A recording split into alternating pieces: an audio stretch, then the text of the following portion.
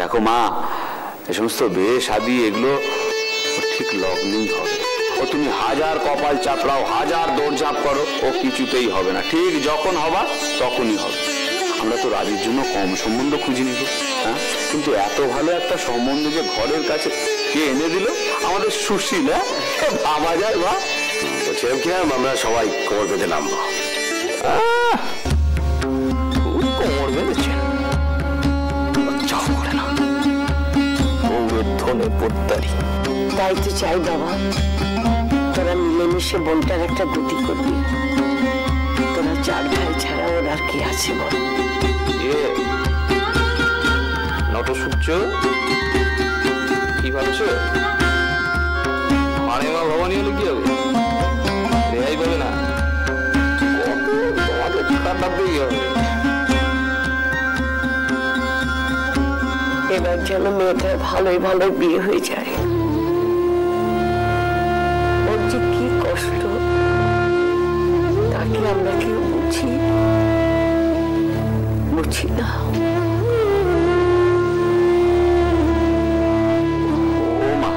ও মা গো, বলছি শোনো না, আর চোখে জল পেলো না, আর চোখে জল পেলো না, হ্যাঁ? আর শোনো, এই রোববারে ওরা এলে কিন্তু খাতির যত্ন যেন এতটুকু ত্রুটি না হয়, ওরা যেন একদম নাক কুঁচকুতে না পারে। দেখতে হবে কিন্তু আমাদের সবাইকে। এই শুরু হলো খরচের পালা। বড় লোক বাড়ির কুটুম হওয়ার মজা এবার হারে হারে টের পাবে। কি মুশকিল বলতো, তার জন্য তো আমি আছি নাকি? তোদের কাউকে কি কিছু বলেছি?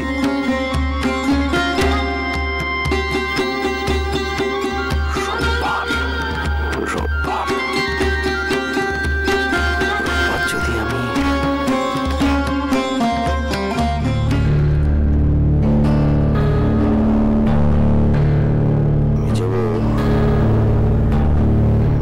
তোমাকে আমি উটি করতে দিচ্ছি না, গয়না দিয়ে দিতে আমি তোমাকে দেব না।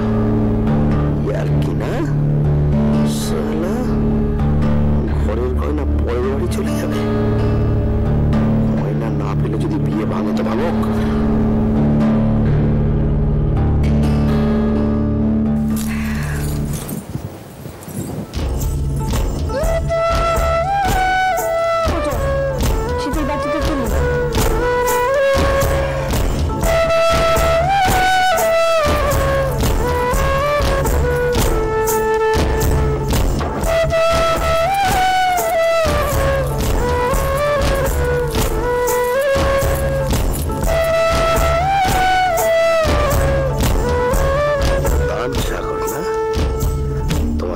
সাগর হওয়া আমি আটকাবই।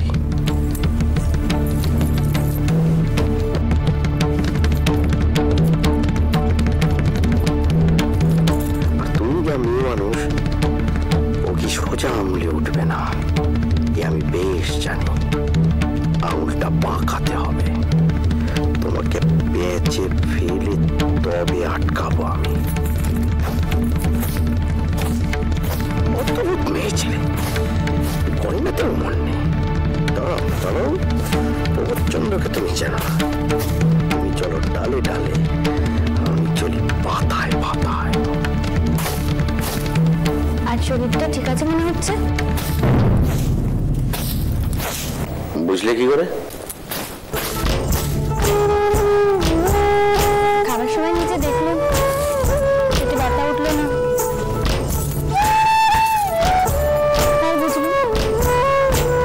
আমার শরীর খারাপ হলে তোমার ভারী খুশি হয়, তাই না? মোটেই। তোমার শরীর খারাপ হলে আমার খাটুনি বাড়ে। তো কিরকম বাড়ে? রাতে বিরেতে এই ছেলেটুকু তোমার জন্য খাবার বাড়তে হয় না?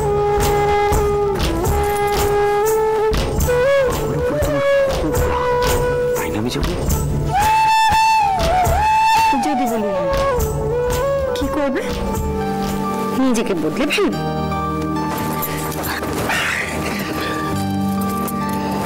বেশ, বলি দেখো না একবার কি করি। না, তোমার পর রাগ করতে যাবো কেন? রাগ তো করবো নিজের কপালের উপর। দেখেছো কিন্তু পরপর হয়ে আমার সাথে তোমার কথা বলো। তুমি পর সে কথা বলি কেমন করে?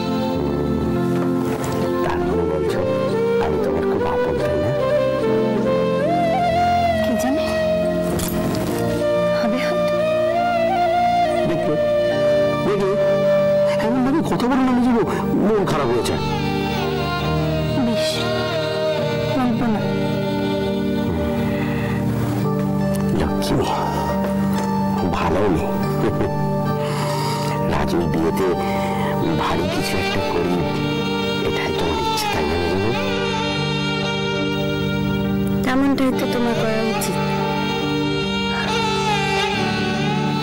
ঠিক বলেছ, তোমার যখন তাই ইচ্ছা তাই হবে। তাই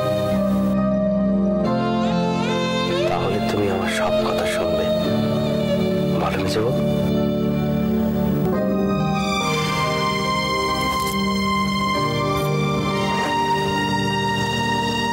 কোন কথাটা না শুনে পার পেয়েছিস? ওরকম না, ওভাবে না, আমি যা বলবো তুমি তাই শুনবে। শোনার মতো কথা হলে শুনি। শুনে সত্যি শুনে যাবো।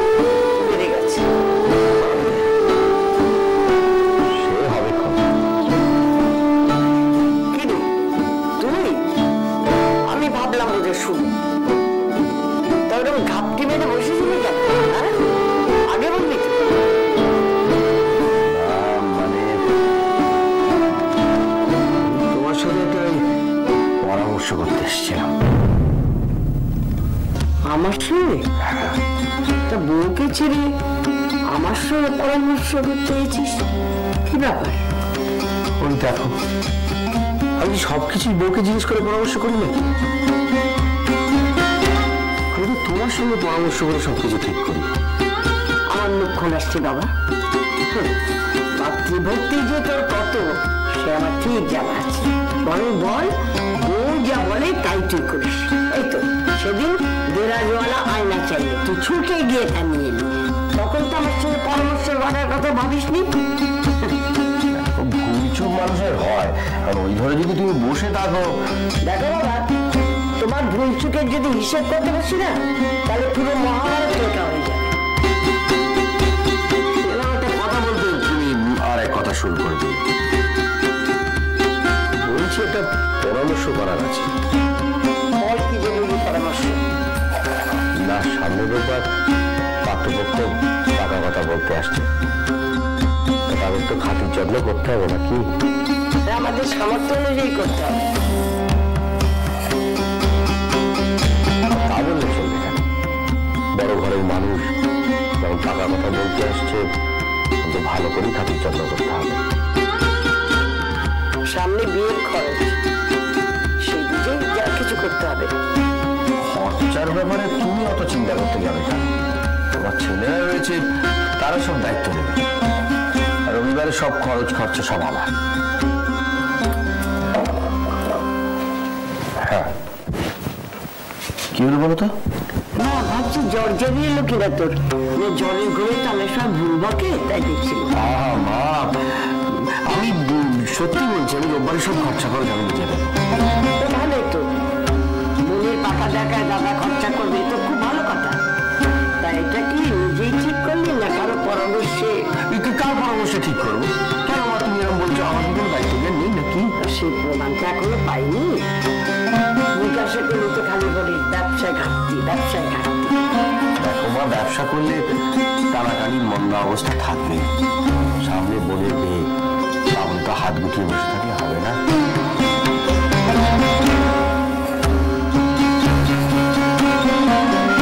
দুদিন আগে পর্যন্ত তোর মুখে তো এমন কথা শুনিনি। সেদিন যখন সুশীল সম্বন্ধের কথা বললো, তুই তো তখন লাঠি ফেলে উঠতে যাচ্ছিলে, তোর মুখে এমন কথা হঠাৎ? ও গয়না দিল বলে বুঝি? সে কে যে কি দিচ্ছে সে নিয়ে আমার মাথা খালিয়ে লাভ আছে? তাছাড়া দেয় সেটাই ঠিক আছে, আমি মানছি আমি সংসারের জন্য কিছুই করি না, দাদাই তাই পুরো সংসারের দায়িত্ব নিয়ে নেবে। কিন্তু মা, আমার যতটুকুনি সামর্থ্য সে অনুযায়ী তো আমি করার চেষ্টা করি। তুমি তো কোনোদিন লেগে চলে ভালো দেখলে না, সে থাক, আমার যেটুকুনি করার আমি করব। তোমার যা ভাবা তুমি ভাববে। রোববারের সব খরচা করে যাও মা, এই তোমাকে বলে দিল, আর তোমার কি দরকার সেটা বলে দিল।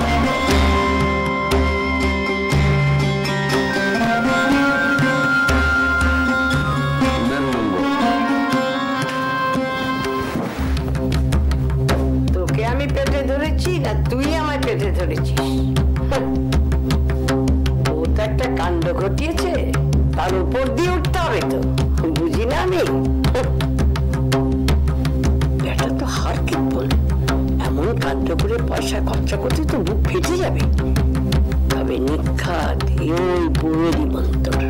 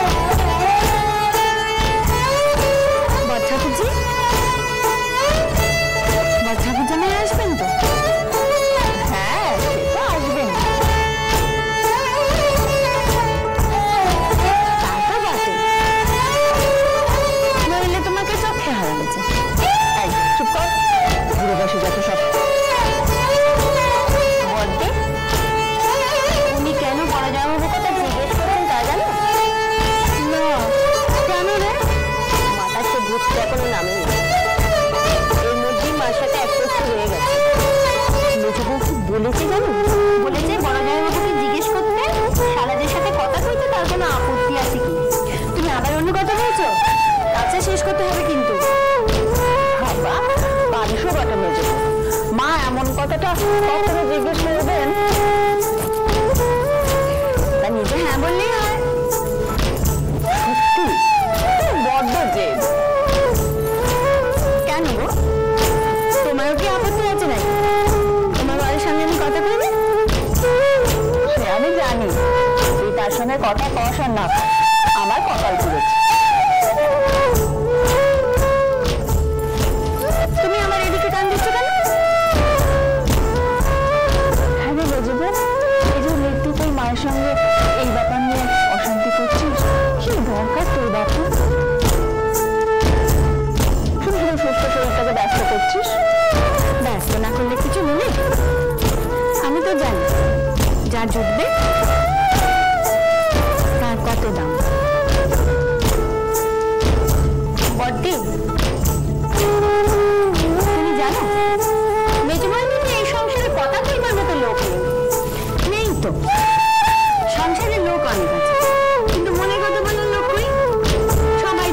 ভাবাতে চাই।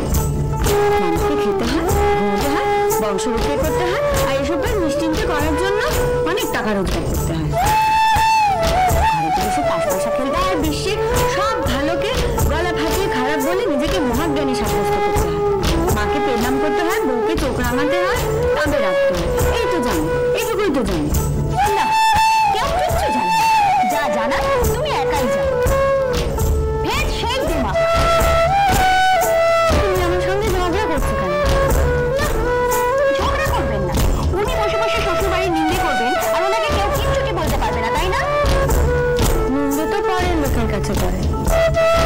আমি তো আমার দুঃখের কথা বলছি না, তোমাদের কাছে।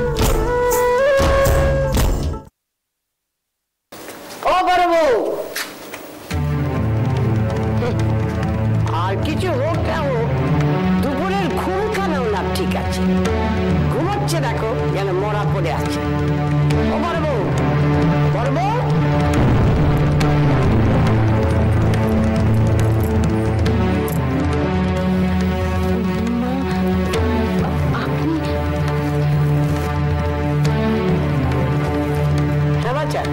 এমন ঘুম ঘুমোচ্ছ যে পাশ থেকে বাচ্চা তুলে নিয়ে গেলে তো টের পাবে না।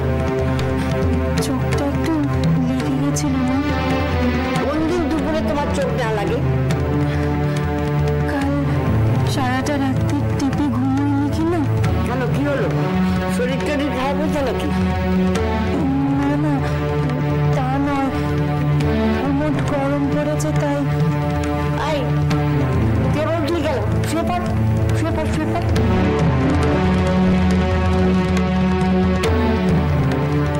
হ্যাঁ বড় বউ, তোমাকে দু একখানা কথা বলতে এসেছি। তোমার মা এখন কোথায় আছে? মা তো এখন বোনের বাড়িতে, মানে শরতের কাছে আছে। রাজুর বিয়ে তো সব ঠিকঠাক হয়ে গেল। এখন রাধা রমণের কৃপায় সব ভালোই ভালো মিটে যাক, তাহলে মঙ্গল। তুমি শুভকে বলে আগে ভাগে তোমার মাকে একখানা চিঠি পাঠিয়ে দাও। একখানা ছেলেও তো নেই যে সঙ্গে করে নিয়ে আসতে বলবো। সেরকম হলে ওই শুভই গিয়ে নিয়ে আসবে। ঠিক আছে মা। হ্যাঁ, আরেকটা কথা, এবার স্বামীর দিকে একটু নজর দাও। সকালে বেরিয়ে যায়, সন্ধ্যে ফেরে। কদিন বাদে তো সংসারে হুড়োহুড়ি আরো বাড়বে। সব ঝক্কি তো ওকেই পাওয়াতে হবে। বুক পিঠ তো এক হয়ে গেছে, একটু নজর না দিলে হয়? আর সংসারের চিন্তা তো দিন দিন বাড়ছে, ঝামেলা বাড়ছে, সবই তো ওকেই দেখতে হয়। তোমাদের আর কি, কটা লোকেরই বা সংসার। সারাদিন ধরে যে কি কাজ করো ভগবানই জানে। খালি তো শরীর রান্না করে টুকটাক টুকটাক টুকটাক। আমাদের সময় 40 জনের সংসার একা হাতে ফেলেছি, বুঝলে? যাকে সব কথা বলে লাভ নেই, যা বললাম মনে রেখো। আচ্ছা, শ্রাবণে যদি বিয়ে হয় তখন তোমার 5 মাস হবে না? রাধা রমণের কৃপায় আর যেন মেয়ের সন্তান না। মেঘেবর তো কি শুনছি কিছুই বুঝতে পারছি না, কোনো কিছু খবরই জানতে পারছি না। কি আছে ওর কপালে ভগবানের।